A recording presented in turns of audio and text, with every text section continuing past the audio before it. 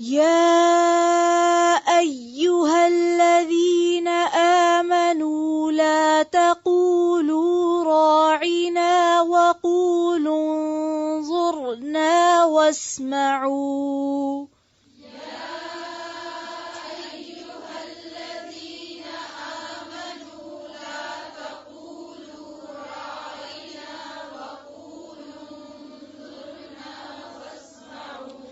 لا تقولوا راعنا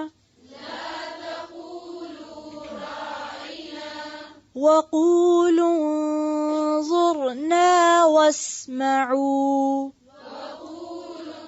انظرنا واسمعوا وللكافرين عذاب أليم.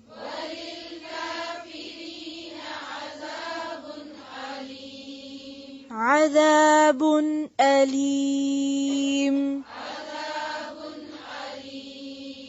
دیکھیں عذاب نہیں ہے، عذاب. جی وَلِلْكَافِرِينَ عَذَابٌ أَلِيمٌ.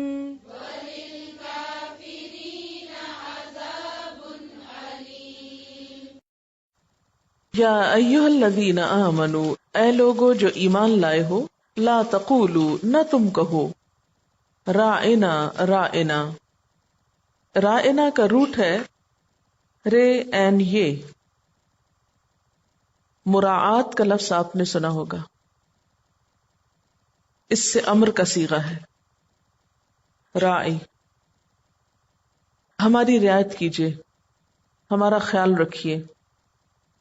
جیسے انگریزی میں بات کرتے ہوئے اگر کوئی بات سمجھ میں نہ آئے تو کہتے ہیں I beg your pardon. اسی طرح اردو میں نظر کرم کیجیے. عربی میں گفتگو کرتے وقت اگر کسی شخص کو دوسرے کی بات سمجھ میں نہ آئے تو اس موقع پر کہا جاتا ہے راعنا، ہماری رعایت کیجیے، ہمیں دوبارہ سمجھا دیجیے.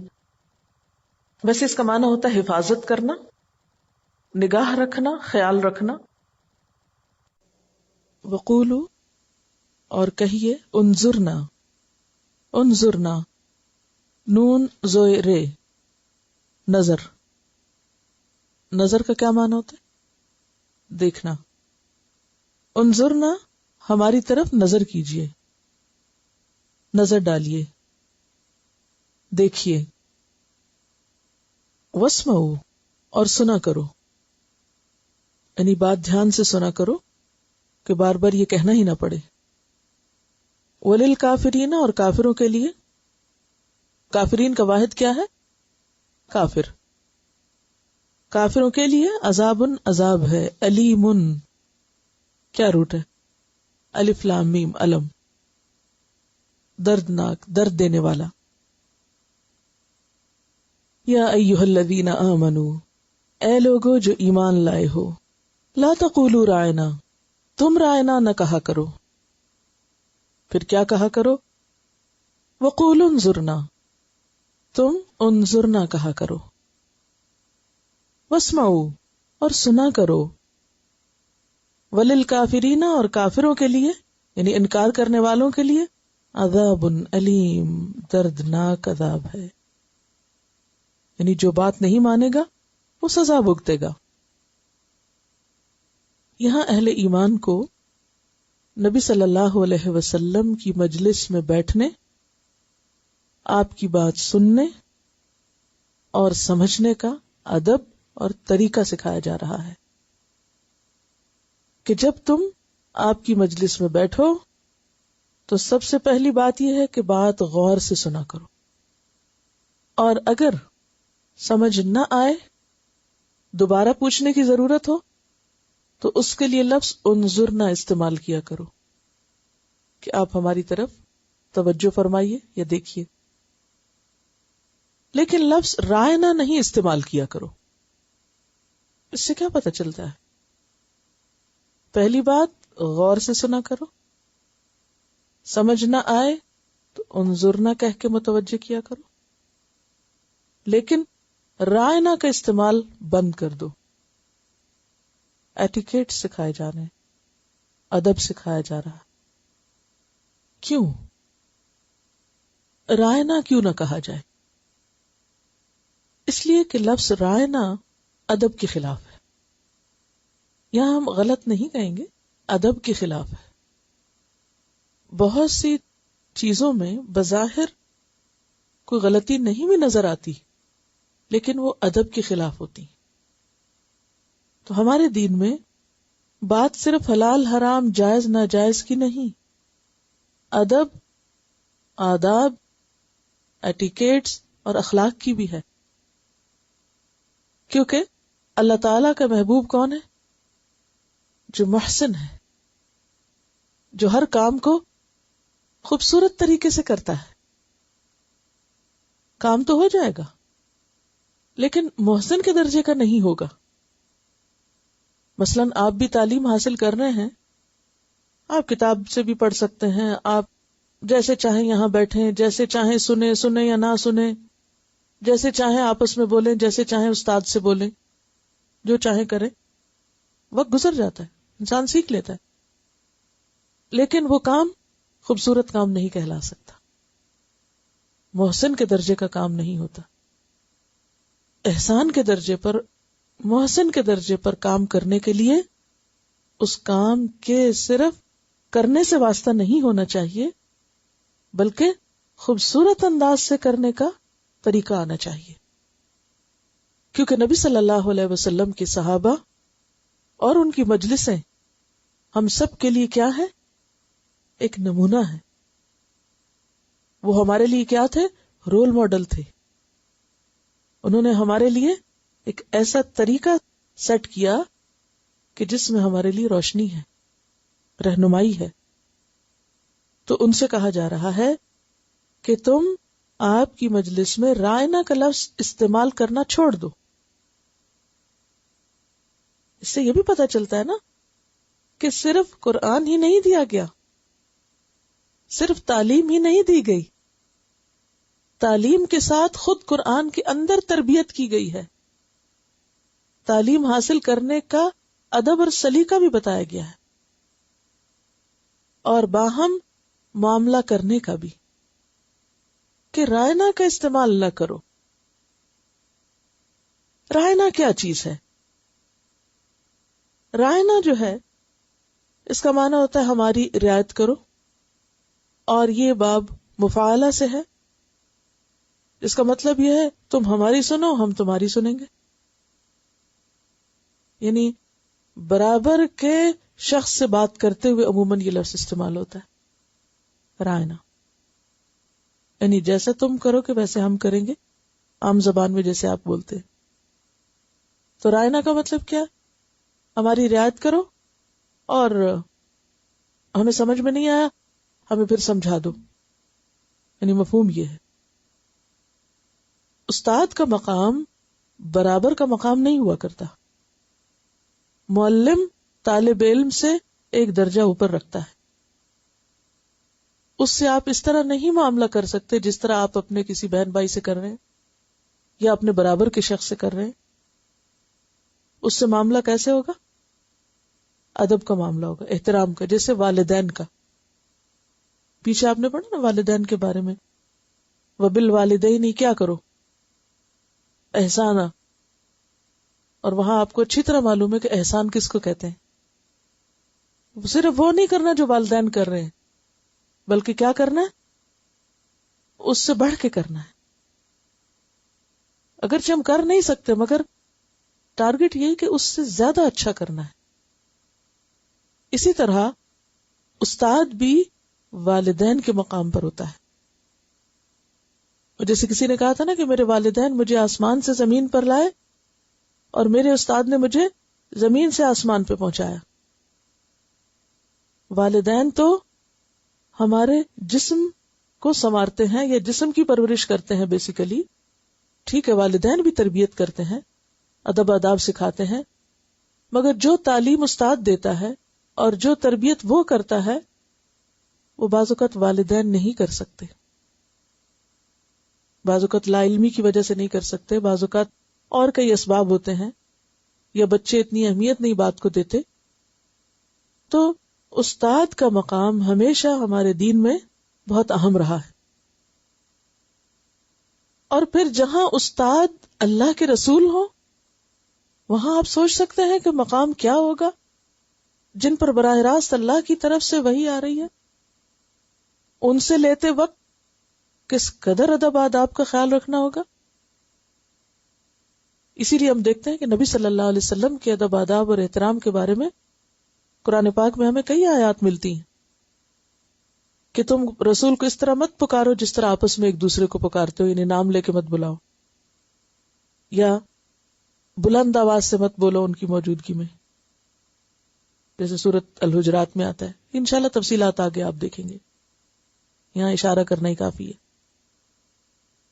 تو معنی کیا ہے کہ بڑوں کے لیے چاہے والدین ہوں اور خصوصاً استاد کے لیے بلانے کے انداز میں بھی ادب ہونا چاہیے، سوال پوچھنے کے انداز میں بھی ہونا چاہیے، اور معاملہ کرتے وقت دیکھنے اور تمام چیزوں میں یعنی ایک جو اخلاق ہے دین کا اس کی رعایت کرنا ضروری ہے. جیسے بات کری تھی نا کہ والدین ہمارے جسموں کے محافظ ہوتے ہیں اور استاد ہمارے خلق کے محافظ ہوتے ہیں. خلق اور خلق کی بات جو پیچھے آپ پڑھ چکے ہیں. تو اس لیے یہاں پر کہا جا رہا ہے کہ رائنا نہ کہو، وہ لفظ مت بولو آپ کے لیے جو تم ایک دوسرے کے لیے بول سکتے ہو. ایک اور وجہ یہ بھی تھی کہ آپ صلی اللہ علیہ وسلم کی مجلس میں صرف مسلمان نہیں ہوتے تھے، یہود بھی آتے تھے، دوسرے ادیان کے لوگ بھی آتے تھے، کفار بھی آتے تھے. تو عبرانی زبان میں یعنی ہیبرو میں رائن جو تھا اس کا معنی احمق تھا، بے وقوف. یعنی رائنا کر کے جب وہ بولتے تھے تو اس کا معنی زبان سے تو وہی کہتے تھے جو صحابہ کہہ رہے ہوتے تھے، لیکن پیچھے دل میں کیا ہوتا تھا؟ او جاہل، او بے وقوف. اور اگر اس کو تھوڑا سا اور بل دیتے تو رائنا کرتے تھے تو اس کا معنی ہوتا تھا ہمارا گڈر یا شیپرڈ. تو چونکہ یہ ذو معنی لفظ بن گیا تھا، نمبر ایک بذات خود لفظ ادب سے خالی تھا، نمبر دو لفظ ذو معنی تھا، دو معنی دیتا تھا. ایک مطلب ہماری رعایت کیجیے اور دوسرا مطلب ہمارا گڈریا یا احمق. اس لیے کیا کہا گیا کہ ایسا لفظ ہی چھوڑ دو، دوسرے کو موقع ہی نہ دو. یہود کی تو عام عادت یہ تھی کہ وہ حروف کو، الفاظ کو بدل دیتے تھے، موڑ توڑ دیتے تھے، اپنی زبانوں کو بل دے کے بات کرتے تھے، اور مراد کیا ہوتی تھی؟ مذاق اڑانا یا آپ کے مقام کو کم کرنا. سورۃ النساء آیت 46، اس میں اس بات کی مزید وضاحت ہوتی ہے. من الذین ہادوا یحرفون الکلم عن مواضعہ ویقولون سمعنا وعصینا واسمع غیر مسمع وراعنا لیا بألسنتہم وطعنا فی الدین ولو انہم قالوا سمعنا واطعنا واسمع وانظرنا لکان خیرا لہم واقوم ولكن لعنهم اللہ بکفرہم فلا یؤمنون الا قلیلا. کیا معنی ہے؟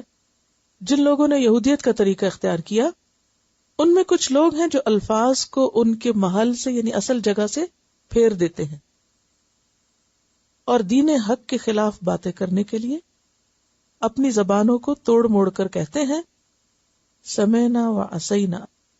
اوپر سے ایسا لگتا ہے جیسے اطعنا کہہ رہے اور اندر اندر سے کیا کہہ رہے تھے؟ عصینا. اسمع، اسمع کا کیا مطلب ہوتا ہے؟ سنو، جیسے ہم انگریزی میں کہتے ہیں لسن. اب اسمع یہ آپ اپنے بیٹے کو تو کہہ سکتے، بچے کو تو کہہ سکتے لسن، اپنے ماں باپ کو تھوڑی کہہ سکتے لسن، اگرچہ آج کل ہو یہی رہا ہے، لیکن غلط ہے ایسا کرنا. تو وہ نبی صلی اللہ علیہ وسلم کا ادب نہیں کرتے تھے اور کیا کہتے تھے؟ لسن. اسمع، اور بیچ میں کہہ جاتے غیر مسمع، خدا کرے سن نہ سکو، بہرے ہو جاؤ، یعنی اندر اندر یہ بولتے. اب یہ قرآن نے کھولی ان کی حرکتیں.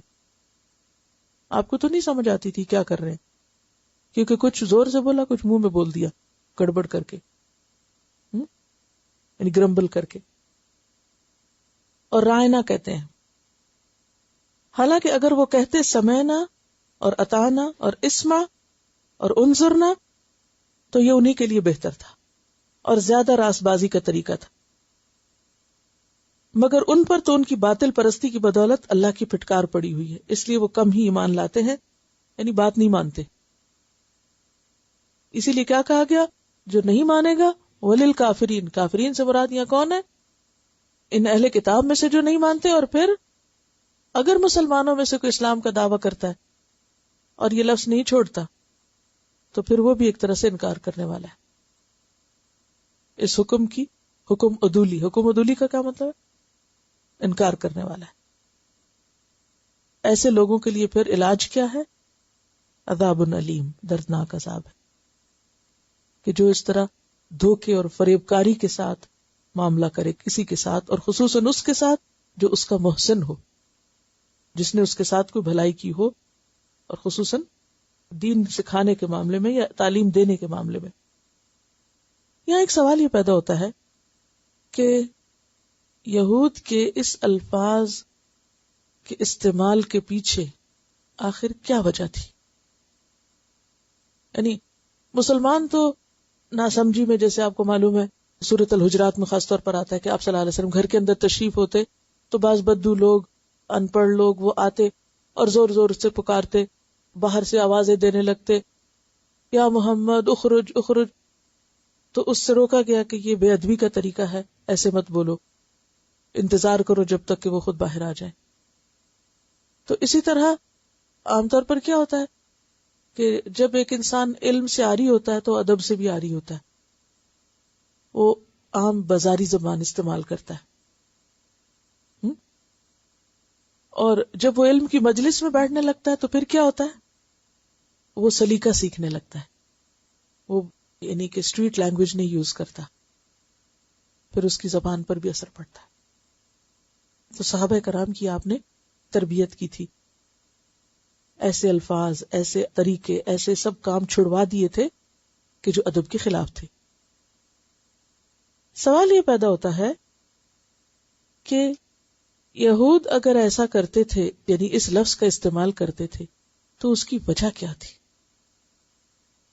بنیادی طور پر وہ آپ کی حیثیت ماننے کو تیار نہ تھے.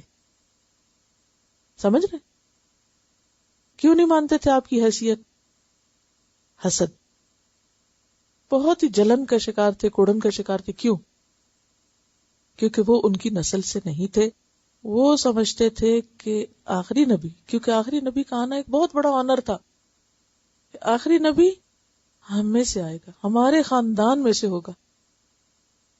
یہ ایسے ہی ہے جیسے مثلا اگر دو خاندانوں کی قریبی رقابت چل رہی ہو تو کسی الیکشن میں اگر ایک کا کوئی سلیکٹ ہو جاتا ہے، یا آپ نے دیکھا ہوگا کہ مثلا شادی کے بعد جیسے دیورانی جٹھانی ہے تو دونوں کا آپس میں مقابلہ رہتا ہے، پھر اس کے بعد بچوں میں شروع ہو جاتا ہے. اور یہ گھروں میں جو سیاست چلتی رہتی ہے وہ بچوں کا شروع ہو جاتا ہے، میرا بچہ اتنا پڑھ جائے، اس کا بچہ وہاں تک پہنچ جائے، وہ پھر ایک ہو جاتا ہے، دوسرا نہیں، تو پھر دوسرا اس کی حیثیت کو ایکسپٹ نہیں کرتا بعض اوقات. تو عام روزمرہ زندگی کے حوالے سے ہی اس بات کو سمجھنے کی کوشش کرے کہ یہود نبی صلی اللہ علیہ وسلم کی حیثیت کو ماننے کو تیار نہیں تھے کہ ہمارے خاندان میں سے کیوں نہیں.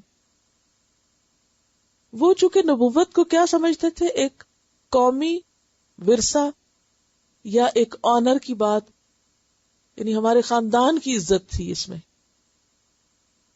اب وہ خاندان کی عزت اس طرح نہیں ملی تو انہوں نے کہا اب چاہے کتنے بھی بڑے ہوں ہم نہیں مانیں گے، چونکہ ہمارے خاندان سے نہیں. تو اس کو کیا کہتے؟ تعصب، پریجوڈس ہونا،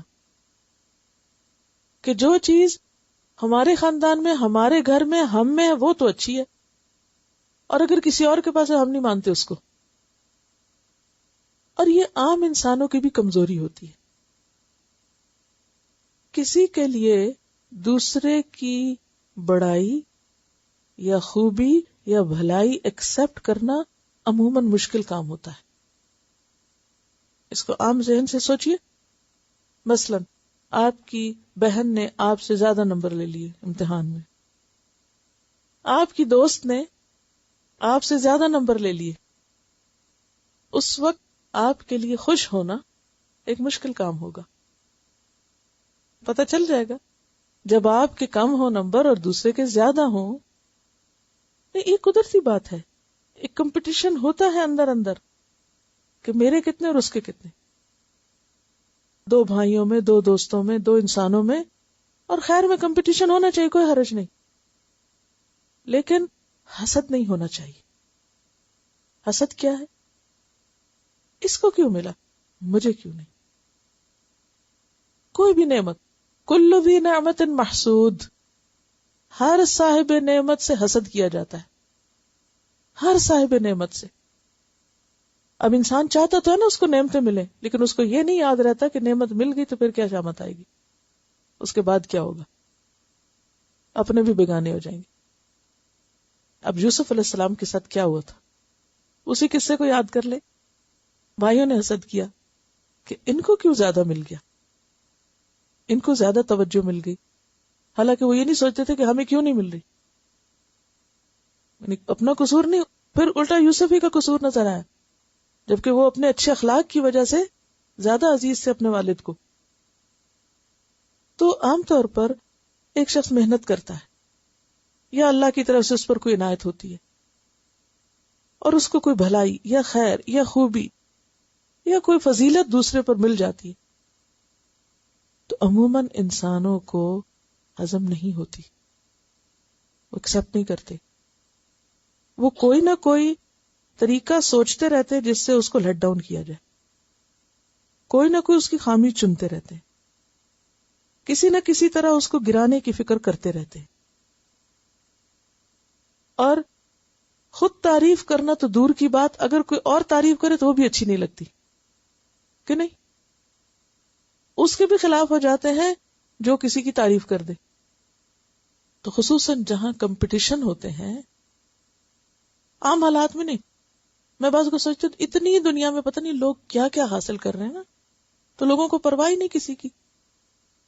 لیکن جو ہی ان کا اپنا کوئی بہن بھائی یا کوئی قریبی شخص کر لے گا تو وہ فوراً ہی کانشیس ہو جائیں گے، اچھا اب اس نے یہ کر لیا. بھی دیکھو دنیا میں اس سے آگے بھی کئی لوگ نکلے ہوئے ہیں. اگر کسی ایک نے ڈگری کر لی، اچھا اس نے، میں اس کو یہ کر کے دکھاؤں گا. پھر اس کو کیوں دکھاتے ہو، اپنے لیے کرو. دکھانے کے لیے تھوڑی کام کرتے. دنیا میں لوگوں نے کیا کچھ کر رکھا ہے. وَفَوْقَ كُلِّ ذِي عِلْمٍ عَلِيمٍ، ہر علم والے کے اوپر ایک اور علم والا ہے. تو اسی کے ساتھ مقابلہ کس لیے جاری ہے. حاسد ہمیشہ قریب کے لوگوں میں سے ہوتے ہیں، بہن بھائیوں میں سے، رشتہ داروں میں سے، برابر کے رشتوں میں سے، ایون دوستوں میں سے. جو آپ کے اپنے ہوتے ہیں نا، انہی سے بعض وقت نہیں برداشت ہوتی آپ کی خوبی. اب آپ دیکھیں بنی اسرائیل اور بنی اسماعیل میں رشتہ کیا تھا آپس کا، کوئی بہت دور کا بھائیوں کا رشتہ تھا، چچا کے بیٹے تھے، کزنز تھے. ابھی بھی کزنز میں اور چچا کے بیٹوں میں عموماً زیادہ کمپٹیشن چلتا ہے. اب آپ دیکھیے کہ ایسی حرکتیں اس وقت ہوتی ہیں، یعنی دوسرے کو اندر ہی اندر ذلیل کرنا، جڑیں کاٹنا پیچھے سے. اب وہ کہتے اسما غیر مسمع، سمعنا وعصینا رعینا. یہ گھٹیا حرکتیں ہیں. اور یہ گھٹیا حرکتیں کیوں کرتے تھے؟ کیونکہ وہ آپ کی حیثیت کو ماننا نہیں چاہتے تھے. تو عموماً آپ نے دیکھا ہوگا جب کوئی کسی کی خوبی کو تسلیم نہیں کرنا چاہتا، جب کوئی کسی کی بھلائی کو ایکسپٹ نہیں کرنا چاہتا، کیونکہ اس طرح اس کو یہ خوف ہوتا ہے کہ میں پھر نیچے ہو جاؤں گا دوسرے سے. میں دوسرے سے کیوں نیچے ہوں، مجھ میں کیا کمی ہے، میں بھی برابر کا ہوں. تو اپنی تعریف سن کے تو بہت خوش ہوتا ہے، لیکن کسی کی تعریف سن کے دل کا خوش نہ ہونا. اور پھر ایسے جملے، ایسے لفظ بولنا جس سے دوسرے کی حقارت مطلوب ہو. اسی لیے عام طور پر آپ دیکھیں گے کہ بعض اوقات ایک شخص نے بہت اچھا کام کیا ہوتا ہے، کوئی اپریشیٹ نہیں کرتا. اگر اس میں کوئی ایک غلطی ہے تو وہ فوراً نکالیں گے، یہ غلطی ہے. خوبی بھول جائیں گے، غلطی فوراً نکالیں گے. یہ نفسیات ہوتی ہے نا عموماً. اچھا، یہاں بھی آپ دیکھیں کہ یہی حال ہے ان کا. آپ صلی اللہ علیہ وسلم کی ذات میں، آپ کی لائی ہوئی کتاب میں کہیں نہ کہیں سے کوئی نہ کوئی بات پکڑتے رہیں گے، نکالتے رہیں گے، تاکہ اپنے آپ کو مطمئن کر سکیں کہ ہم زیادہ بہتر ہیں اور ہم ٹھیک ہیں. ان کے اندر نسلی فخر بھی تھا، قومی فخر بھی تھا. نسلی اور قومی فخر کا مطلب کیا ہے؟ کہ ہم سپیریئر نیشن، ہم اللہ کے پیارے ہیں، ہمارے میں اتنے نبی آ چکے، اور ان پر انعامات بھی ہوئے تھے اس وجہ سے بھی. اور یہ صرف ان کی بات نہیں، جہاں قرآن میں آتا نا یا بنی اسرائیل، میں رکھ لیتی ہوں اپنے آپ کو اور اپنی قوم کو. اور پھر میں سنتی ہوں، کبھی آپ ایسے کر کے تو دیکھیں، آپ کے آنسو نہیں رکیں گے. مجھے ایسا لگتا ہے جس ساری ہماری باتیں ہو رہی ہیں اور یہ مجھے کہا جا رہا ہے. اللہ نے ہم پر بھی انعام کیا، ہمیں بھی دنیا والوں پہ فضیلت دی ہے، ہمیں بھی اپنی اس کتاب کے ساتھ، اپنی رحمت کے ساتھ خاص کیا ہے، چنا ہے ہمیں اپنے دین کے لیے. اور پھر ہم کیا حق ادا کر رہے ہیں؟ تو یہ صرف بنی اسرائیل کی بات نہیں، یہ ہم سب کی بات ہے. اور پھر بعض اوقات ایسا ہوتا ہے کہ اللہ جس کو اپنی رحمت سے خاص کرے، کوئی انعام کرے، تو عموماً اذیت دینے والی، دکھ دینے والی باتیں کر کر کے لوگ دنیا میں تکلیف پہنچاتے رہتے ہیں. جیسے کہ نبی صلی اللہ علیہ وسلم کو ایسے الفاظ کے ساتھ وہ لوگ دکھ دیتے تھے اور پریشان کرتے تھے، اور آپ کی تحقیر کے لیے الفاظ استعمال کرتے تھے. تو صحابہ کرام کو کیا کہا گیا کہ تم ایسے لفظ مت بولو جس میں ادب نہ ہو، ایسے لفظ نہ بولو جس میں شبہ ہو، ذو معنی ہو، اور کیا نہ کرو، سوال زیادہ نہ کرو جس کا آگے ذکر آئے گا، اور غور سے سنا کرو، غور سے سنا کرو. عام روزمرہ زندگی کے کانٹیکس میں سوچئے، جب کسی شخص کو آپ نے اہمیت نہ دینی ہو اور اس کا ذکر خیر آپ کے سامنے ہونے لگے تو آپ کیا بولتے ہیں؟ اچھا ہاں چپ کرو، سنا ہوا ہے، بہت جانتے ہیں. اور کیا کہتے ہیں؟ میں یہ جملے کیوں نکلوا رہی ہوں؟ تاکہ ہم اپنے آپ پر غور کریں کہ ہم کیا نادانی میں کرتے ہیں، نادانی میں یہ باتیں کرتے ہیں جو ہمارے اخلاق کو بدنما کرتی ہیں اور ہم ہی کو نہیں پتا ہوتا، اور بظاہر ہم بہت اچھا کر رہے ہوتے ہیں دوسرے کو گرا کے. اور کیا ہوتا ہے؟ چھوڑو، اور میں جانتی ہوں تمہیں نہیں پتا. مثلا آپ میں سے اگر کسی کی زندگی میں قرآن آ جائے اور وہ ایک دم اس کے اندر تبدیلی آنے لگے تو اچھی بات ہے نا، تعریف کرنی چاہیے نا. سب کو کرتے ہیں تعریف لوگ، کوئی ماننے کو تیار نہیں ہوگا. ہمیں پتا ہے آپ جو کچھ تھے، ہم آپ کا سب ماضی جانتے ہیں. یہ نیا پڑھنے لگے، چند دن کا شوق ہے، اتر جائے گا. پہلے ایک خول چڑھا رکھا تھا، اب ایک اور چڑھا لیا. تو کہتے ہیں کہ ایسا ہے کہ ہمیں تو غلطی کرنے کی اجازت ہی نہیں ہے کہ کوئی اگر بھول چوک کے بھی کچھ ہو جائے تو کیا کرتے ہیں؟ کوئی مارجن نہیں دیتے. جی، تو بہرحال اس کے پیچھے اصل میں نفسیات کیا ہے؟ نفسیات یہ ہے کہ کسی کی نیکی کو تسلیم نہ کرو، کسی کی خوبی اور بھلائی کو مان کے نہ دو، کسی کی اچھائی کو اچھائی مت کہو، چونکہ اس سے ان کے اپنے مفاد پہ زد پڑتی ہے نا. کسی کی حیثیت ماننے میں بعض اوقات جب اپنی حیثیت کم ہوتی نظر آئے تو اس وقت اور زیادہ مشکل ہوتی ہے. یہود کا معاملہ سراسر یہی تھا. نبی صلی اللہ علیہ وسلم کو ماننا ان کے لیے کیوں مشکل تھا، حالانکہ وہ آپ کو اس طرح پہچانتے تھے جس طرح اپنے بیٹوں کو پہچانتا ہے کوئی. ان کو یہ نظر آتا تھا کہ اس سے پھر ہماری جو وہ بڑائی تھی اور ہماری حیثیت تھی وہ کم ہو جائے گی، اور وہ تو واقعی ہو رہی تھی نا، کیونکہ آپ کے آنے سے امامت کدھر منتقل ہو گئی؟ بنی اسماعیل کی طرف. قبلہ آپ کا آخری قبلہ قرار پایا، دین آپ کا ایک اصل اوتھینٹک دین قرار پایا، آپ کی کتاب اصل کتاب قرار پائی. اس وجہ سے یہ کوئی آسان کام نہیں تھا. وہ کون سی آیت تھی جب اتری تو یہود نے کہا کہ اگر یہ ہمیں ملتی تو جس دن یہ ہمارے پاس آتی تو ہم اس کو اپنا عید کا دن بنا لیتے. الیوم اکملت لکم دینکم واتممت علیکم نعمتی ورضیت لکم الاسلام دینا. یہ آیت ان کے لیے کیا تھی؟ سخت تکلیف دے تھی کہ یہ آیت ہمیں کیوں نہ ملی کہ میں نے تمہارے لیے تمہارا دین مکمل کر دیا، نعمت تم پہ تمام کی. تو یہ بات یہود کے لیے ناقابل برداشت تھی کہ نعمت ادھر چلی گئی. ابو جہل کے لیے کیا مشکل تھی؟ ہاں، ابو جہل کو کیا مشکل تھی؟ حیی ابن اخطب کو کیا مشکل تھی؟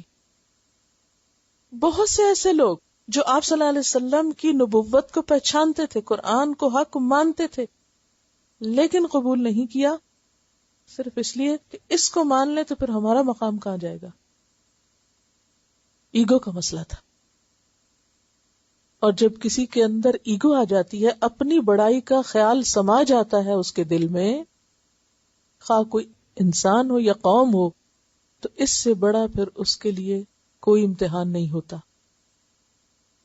پھر وہ ہر ذلیل سے ذلیل، حقیر سے حقیر ہتھ کنڈے پہ اتر آتا ہے. ساری خرابیاں یہاں سے شروع ہوتی ہیں. پھر زبان کی خرابیاں، دل کی خرابیاں، معاملے کی خرابیاں، سب یہاں سے شروع ہوتا ہے جب انسان خود کو بڑا سمجھنے لگتا ہے اور دوسروں کو حقیر سمجھنے لگتا ہے.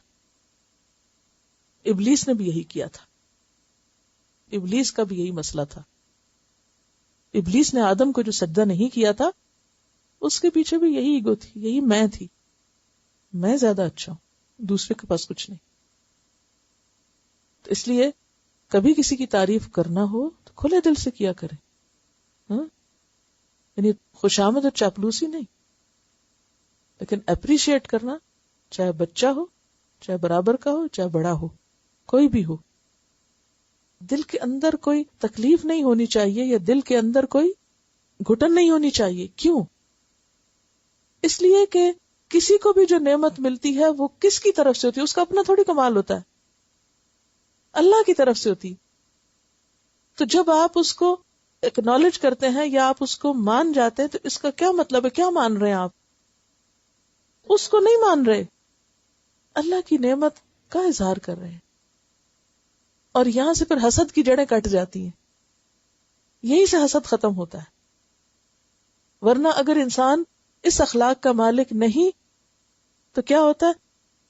دلوں میں حسد، جلن، کڑھن. اور اس حسد سے سب سے پہلا قتل ہوا تھا زمین پر. کون سا؟ حابیل اور قابیل کا. حابیل کا جو قتل ہوا تھا اور قابیل کا معاملہ بھی حسد کا معاملہ تھا، اور وہ بھی دو بھائیوں کا معاملہ تھا. ٹھیک ہے کہ تمہاری قربانی قبول ہوگی اور میری نہ ہوئی، میں پیچھے رہ گیا، بھی تم بھی آگے بڑھ جاؤ. نہیں، میں آگے تو نہیں بڑھ سکتا ہوں، اس کو مار سکتا ہوں. اور آدم کی اولاد میں یہی سلسلہ چلا آ رہا ہے، اور اسی چیز پر ہمیں قابو پانا ہے. اسی کا نام تزکیہ ہوتا ہے، یہی تربیت ہے. اور اگر اس پر نہیں قابو پایا تو محض پڑھنے پڑھانے کا کوئی فائدہ نہیں.